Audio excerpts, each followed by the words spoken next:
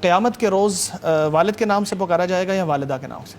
ہاں جی، یہ بھی ہمارے معاشرے میں ایک غلط فہمی بہت زیادہ پھیلائی گئی ہے جی کہ قیامت والے دن لوگوں کو ان کی ماؤں کے نام سے پکارا جائے گا۔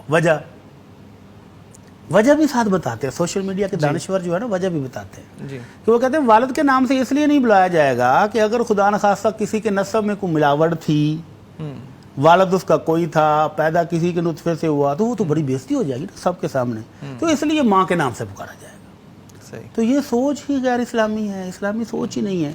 اور جو اسلامی دلائل سے، قرآن و سنت کے دلائل سے پتہ چلتا ہے، وہ نبی کریم صلی اللہ علیہ وسلم کے کئی فرامین ہیں جن سے پتہ چلتا ہے کہ نہیں، قیامت والے دن بھی نسب نامہ والد کا ہے تو والد کے نام سے ہی پکارا جائے گا۔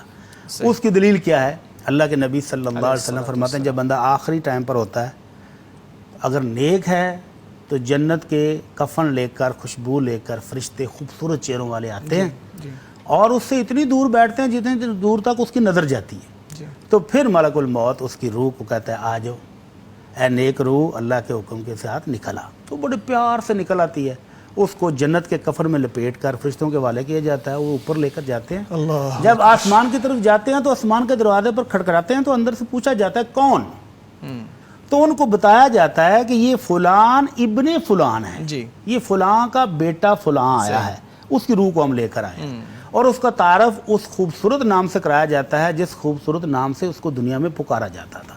تو اس روایت میں ان فلان ابن فلان کا لفظ آیا ہے، فلان کا بیٹا ہے۔